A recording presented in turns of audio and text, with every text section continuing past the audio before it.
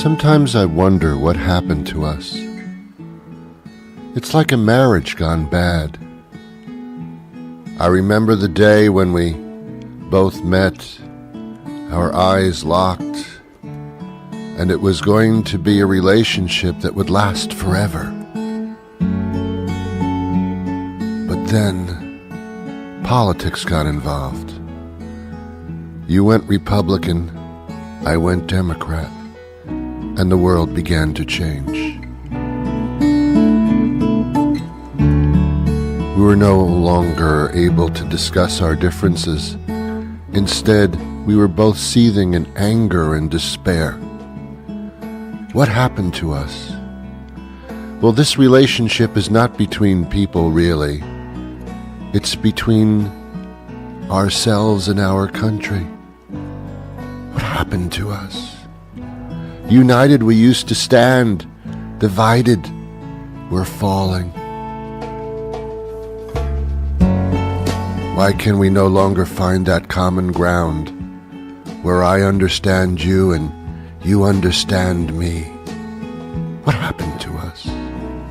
Why have we drifted so far apart, to the point where we're both worse off, lesser of a person, weaker, more in despair, nervous?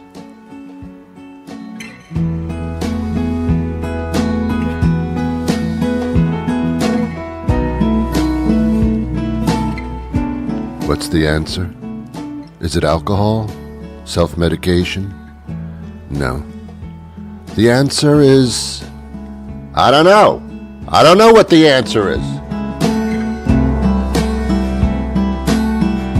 Sometimes when I wake up in the morning, I pinch myself, not only because I like to hurt myself first thing in the morning, but because I can't believe that it's not a nightmare. No, it's real.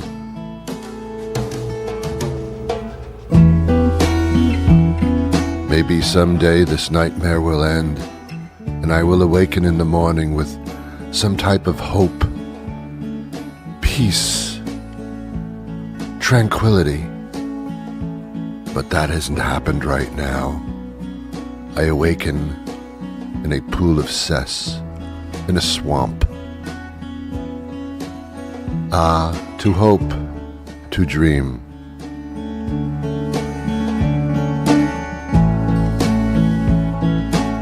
When all of us are one, united to save the planet, live happily, live in prosperity, looking out for our fellow human beings, loving our animals, enjoying every moment of life, respecting each other, being one, where the only objective and the only goal is a finer humanity for all. Is it silly to think this way? You bet your ass it is. It's ridiculous. It's never going to happen.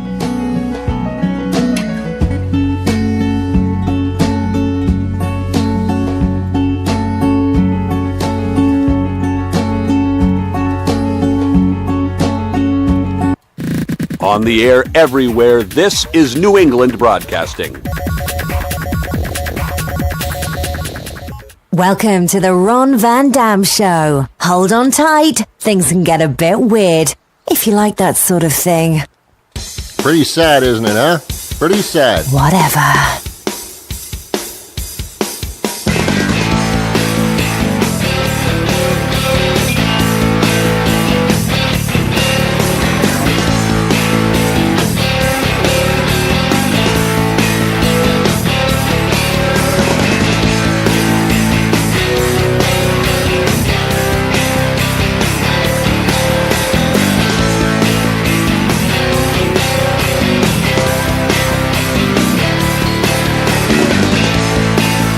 Good morning.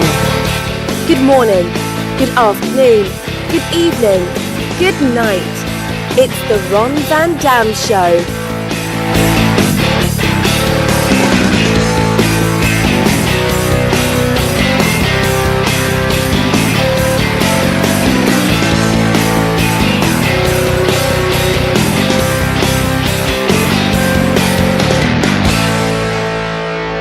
back, relax, grab a cup of coffee, a cup of tea, whatever your liquid libation may be in the morning, and join us as we take a look at the world around us. As much as it's a pleasure to be with you, the pleasure is actually all yours. And now, here's your host, Ron Van Dam. Thank you very much. Welcome to the program. Sorry to start the show off on such a dour note, but that is where we are. That is what we've got, a president who's only concerned about himself. Screw the country. We've got a Supreme Court justice appointment that is on the horizon that the Republicans say will surely, and I'm not talking about surely, I'm talking about surely, reverse Roe v. Wade, which means if you want an abortion, you're going to have to take a flight to Tijuana. Maybe. I mean, maybe the states will be certain states you can do. I don't know how it's going to, but you know, what if, I got a question for you, and nobody seems to know the answer to this, and nobody's even posing the question. What if Kavanaugh is, do you even know what I'm talking about? What if Kavanaugh is appointed for a lifelong appointment as a Supreme Court judge, and then after he's appointed, a couple of months down the road, they find out that this accuser was right. They find out that a party did exist and that people did see him there and go into a room with this girl. What if that actually happens and they gather this information after he's appointed? Can you be removed from a lifelong appointment? I think a president can actually be impeached. Can you impeach a Supreme Court judge? Or are you stuck with this guy? I don't know. I don't know the answer to that. And what in the world in this country are we doing with lifelong appointments? Who the hell came up with that? Whose idea was that? You can have this job until you die? What is this, a dictatorship? What is that about? And the American people don't even vote on it. This is an appointment by the president, and the Republican-run Senate decides yes or no when the public has nothing to do with it whatsoever? If there was a public vote right now, would Kavanaugh become a Supreme Court judge? I don't know the answer to that, but no one's asking me. A lifelong appointment. The only other place that you have lifelong appointments is when you're the Pope. And that doesn't affect me all that much. I don't have a local Pope branch, you know what I'm saying? I have nothing to do with this Pope thing. But I have everything to do with, or should have everything to do with, the appointment of a Supreme Court judge that can sit there and make a decision based on tipping the scales as to how my life is run, how I can do or not do certain things, how society changes, how this country evolves. And it can be done for political reasons, and they can get away with it. When President Obama had the ability to appoint a Supreme Court judge, he didn't rush through it. He left it alone for the next president. Then the next president comes along,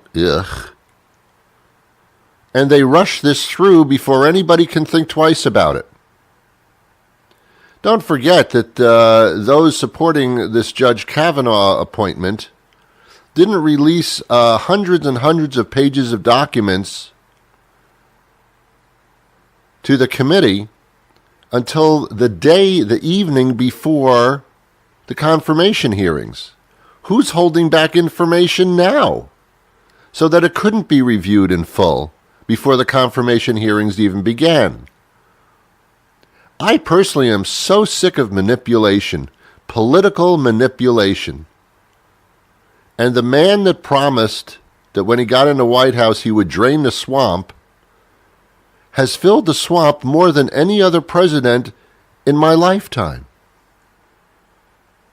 Almost every single person that he's appointed in his campaign, and some even in his presidency, but more so in his campaign, he surrounded himself with people who have since been indicted. And not unfairly, people who have been indicted and admitted, yes, I did nasty, wrong stuff. I colluded with the Russian government. I had meetings with them. I hid the information. I lied. I did bad things. These are all Trump picks. This wonderful manager of the world, this Trump businessman, has chosen the worst people on the planet to work with him during his campaign and probably beyond.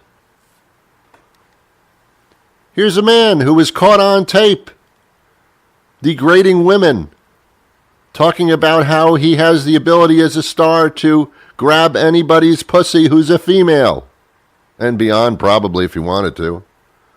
Degrading women in a sexual and physical manner. Owning and running beauty pageants where he would show up in the dressing rooms just to gawk at the women. Paying off porn stars after having visitations and affairs with them so that the information didn't get to the public.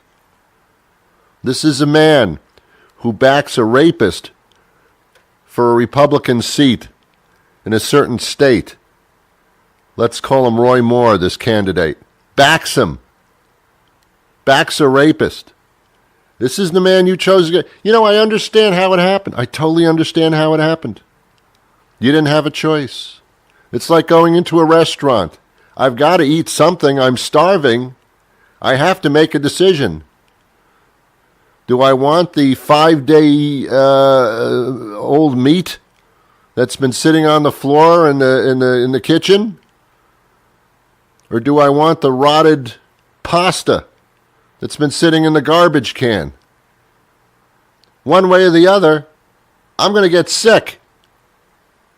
You had no choices. You had no choices. So you went with the new one, figuring, I'll buy some snake oil for a little while. It's not your fault. You had no choices. You were pissed off. Everybody was pissed off. A lot of you hated Obama. A lot of you figured the guy should have never been in the White House. I don't know how that happened. So you quietly just sat there until someone came along who verbalized how much they hate Obama, even questioned the fact he was a citizen for all that time. I get it. I get it. I don't get it. I get it. I get it. I get it. I get it. Now we find ourselves in this nightmare position. I didn't bargain for this, did you? Nobody told me there'd be days like this. Nobody told me there'd be days like these. Nobody told me there'd be days like these. Nobody told me there'd be days like these. Strange days indeed. Strange days indeed. Have you ever wondered how Ron Van Dam manages to sound so damn sexy, podcast after podcast after podcast? It's simple. No pants. Ever. Pants are for suckers. You are listening to The Ron Van Dam Show. Pants-free podcasting at its finest.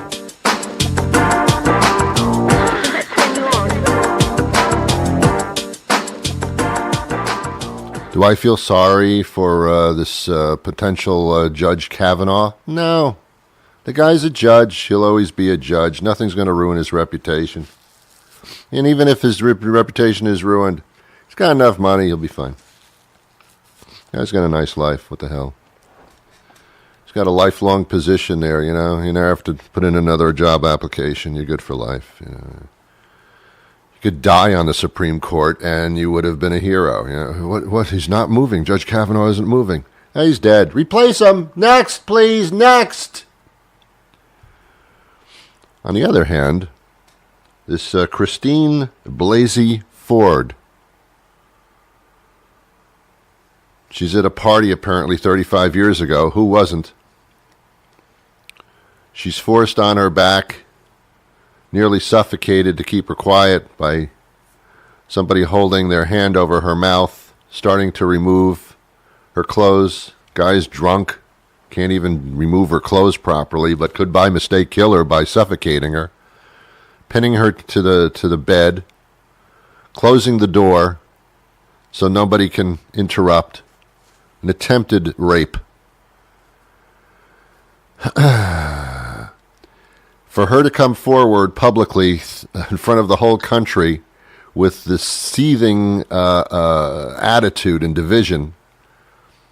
She's already had death threats. She's had to move from her home and be protected at an undisclosed location, her and her family.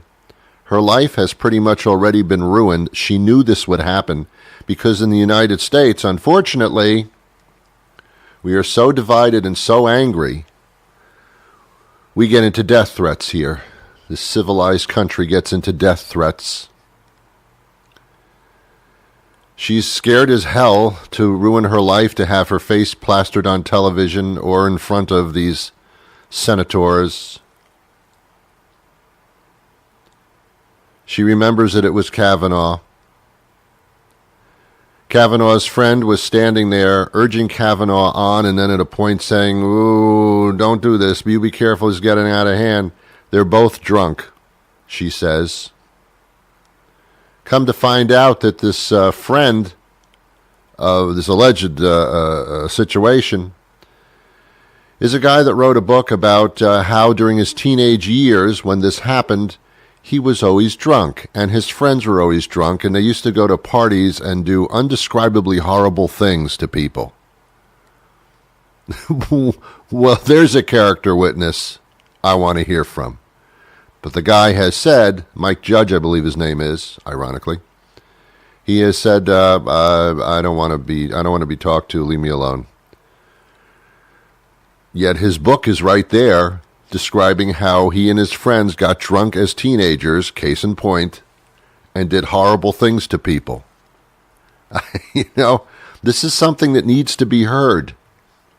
And yet there's a rush to get Judge Kavanaugh onto the Supreme Court, beginning for the October session, so that they can begin chipping away at all the prior decisions.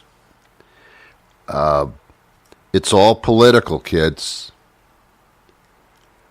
But I just don't understand how Democrats and Republicans can't get together on things and figure things out, and why the man at the helm in the White House daily tweets about how horrible Democrats are and how the press is the enemy of the people,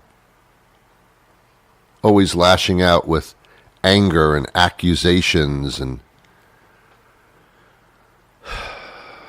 nasty comments and trying to destroy people's reputations when they're not aligned with him, when they cross him, when they say something that is not Trump-like, when they have broken the oath, the supposed oath of support to their president, the dictatorship that it is. Ron, you're going a little too far today with this political stuff. I know. So we might as well get on with our guest, and I promise I won't do this tomorrow, but every once in a while I just find it incredibly sad. We're in the middle of the Me Too movement, and that doesn't only involve women, it involves me too. Me too. Because women may have different physical attributes than men do. But they are human beings as well. They have brains, they have hearts. They work, they pay taxes, they stand on the planet, they breathe with us. Us, because I'm a man, I use the term us. And any inkling that in history or even today that women are treated differently than men as human beings and as citizens angers the hell out of me. Because I thought that this country was so progressive And some of it is, and some of it isn't. Some of it wants to fight that. And it's all in the name of power and dominance. There is no power and dominance in this country. We're all human beings here. We all have an opportunity, and yet we all choose to destroy each other from within. My anger is not toward people. It's the way that people are. It's society. A loss of civility, respect, humanity, intelligence, common sense. 1,000 points of light. I never quite got that one. I'm trying to say, what the hell is that? Has anyone ever figured that one out? And it was put out by a Republican, wasn't it? It's like every burger joint that I go to is like your cheese lover's burger, your bacon lover's burger, your burger lover's burger. What's a guy to do if you just love lettuce? Well, you're in luck, because Burger Guy is proud to introduce the new Lettuce Extreme.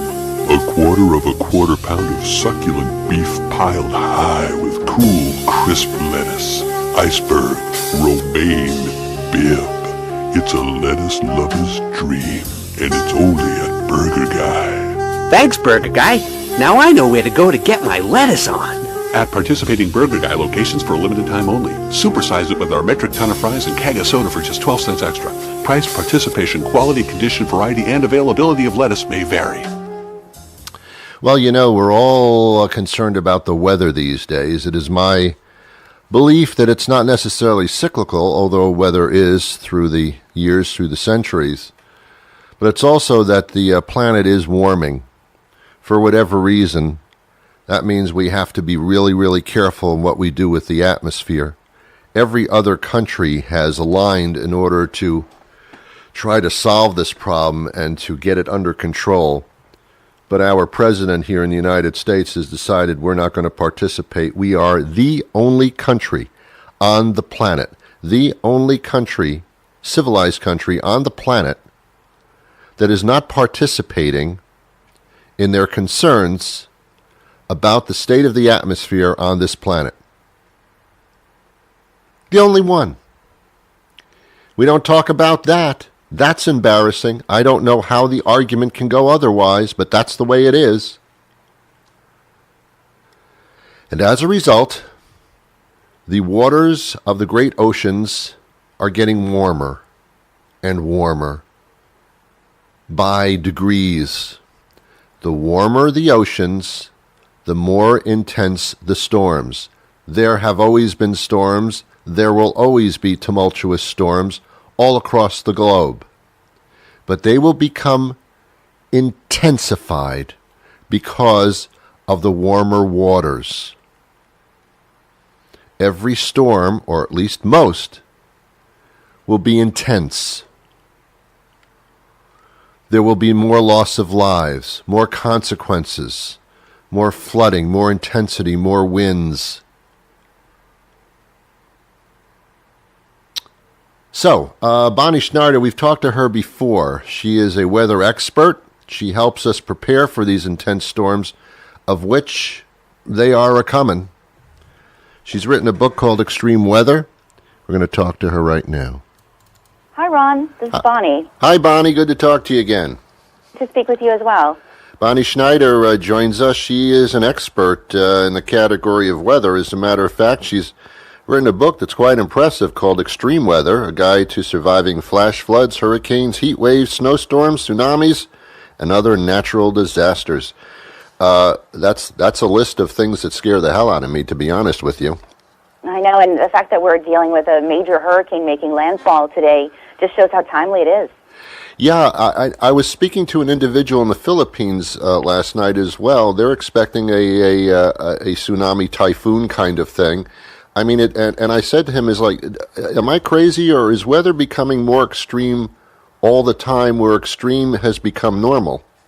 Well, I think, unfortunately, the weather has become more extreme, and I also think that that's one of the problems, that it's just affecting so many people that are living in more vulnerable areas along the coast, like the one affecting Florence. And that's one of the reasons I wrote my book, because I wanted people to be prepared for these events when they occur. it's very important that people take precautions just because these storms do impact you. I mean, you're in Boston where you have, these major snowstorms and we can lose power as well. Well, yeah, it's snowstorms, hurricanes. I mean, I don't think there's any part of, well, there might be a couple of parts of the world where you're kind of okay, but certainly in this country, there's always some kind of disaster, whether it be tornado or earthquake. I can't think of an area where you can just sit there and go, I don't care anymore. Yeah, no, I agree with you. And, I was mentioning that whether it is a tornado or a snowstorm, we can lose power. Yeah. So a lot of people have portable generators, which is a great thing because you can keep the power on. But what you may not realize is that you can't have a portable generator indoors because there's dangerous CO2 gas that will be emitted. So it's important to take it outside. The Portable Generator Manufacturers Association says that this is something that people need to be aware of. If they shouldn't put them in a basement or a breezeway. They need to be outside. So they have a website, takeyourgeneratoroutside.com, and that has more information on how to keep your family safe. Yeah. I mean, not only is it supposed to be outside, but it's supposed to be a decent distance away from the house. That's right, and there's more specific safety tips about that on their website as well. Yeah. I think that people, you're in the frenzy of extreme weather and you want to just get the power on, but you really want to do it safely. Yeah, I mean, these days, loss of power is, can be dangerous for many people who need it for medical reasons, and of course in extreme cold. I think cold kills kind of more than anything else. Actually, water is really, cold kills more than heat, but it's more water-related deaths for sure. Wow. And I'm glad that you mentioned that because one of the problems when we have flooding events is that we have a lot of property damage. Yes. But if you also have your precious documents and photos, we obviously remember when we didn't scan photos and we just had it on our photo album. Yep. So those are priceless pictures that you can't replace. One of the things you can do is Epson has a brand new Fast Photo FF 680W wireless high-speed photo and document scanning system, and they literally can scan thousands of photos per second. So it's really an incredible thing because I think a lot of people don't want to take the time to do all that. But if you get them scanned, they're in there. You can also scan your important documents. And this way, if there's a water disaster, you'll have everything. You don't have to worry about that. Exactly. One less thing to worry about. That's the major upswing of technology, that you can actually put that like in your tiny little shirt pocket and you've got everything right there. That's amazing. Extreme weather kind of helps us understand that we need to organize ourselves and our things like in a way that's available to us in a safe manner. Yeah, that's a very, very good point, that you want to make sure you're organized. And I also recommend that people have a disaster kit with them. Yeah. And you should have that at home and in your car because a lot of people I interviewed in my book were stranded in a car in a snowstorm and they didn't have what they needed. But, if you're dealing with an event like a flooding event, for example, one thing to have in your kit, I actually mentioned it in my book, Extreme Weather, is bleach. We think of it for clothes, but it's interesting. Bleach has other purposes. Clorox is a vital tool for this because what you can do is, let's say you have a water-based natural disaster, the water could be contaminated. So bleach, if it's used properly, can help treat that contaminated water. And also, like if your backyard or your property is dealing with mold and mildew, the bleach can act as a way to kill the bacteria. This way you won't get mosquitoes breeding in the areas, which is always a problem after the storm. It helps with mildew as well. So Clorox regular bleach really helps with this ready. And even the American Red Cross recommends including bleach in their survival kit supplies. Wow. But you got to be careful not to ingest it. Yeah, absolutely. Okay. Make sure it's labeled properly in bleach. Okay. Any other tips? Yes, I would absolutely recommend, after the storm, we look around at ourselves and our property, but, the businesses in your community are also impacted. And you may not know this, but FEMA actually said that 40% of small businesses in natural disaster-affected areas never reopen. That's a big loss to the community. Yeah. So Visa has launched the Visa Back to Business project, and they help consumers find these businesses. It's on their website, visa.com/back-to-business, and they can connect them so you can help them get back on their feet again. It's a really great program. They had it during Hurricane Harvey, and there was a very famous bakery in Houston called Three Brothers Bakery that people were able to assist through this program. So Visa, the Back to Business project, really connects consumers with small businesses, and it helps them just get back. You don't want to lose 40% of small businesses after a storm. Okay. Anything else? No, just want to make sure everyone is prepared. I know Hurricane Florence is affecting the southeast right now, but before you know it, in Boston, we'll be dealing with snowstorms, so this would be a great time to make sure you have all the supplies I mentioned in place. You can go to tipsontv.com for more information. Great. And I will mention your book, again, which is a pretty good read to know how to handle this kind of thing, because you never know. Extreme Weather, A Guide to Surviving Flash Floods, Hurricanes, Heat Waves, Snowstorms, Tsunamis, and other natural disasters. I mean, what would happen if someone knocked on your door, or an official, and said you have to evacuate immediately? You wouldn't know what to take. It would take you hours to get things together. So it's nice to plan. Yeah, and I interviewed people that exact same scenario happened to. Yeah. So you're right, and it's better to be ready. That you want to keep it as less stressful as possible. Yeah, that'd be nice. Always good to talk to you. Thank you so much. Thanks, Ron. Great to talk to you. Thanks, Bonnie. Bye-bye. Bye. Well, there you go. There's Bonnie. Say goodbye to Bonnie. Bye, Bonnie. All right, thanks for putting up with me today so I could get these things off my chest.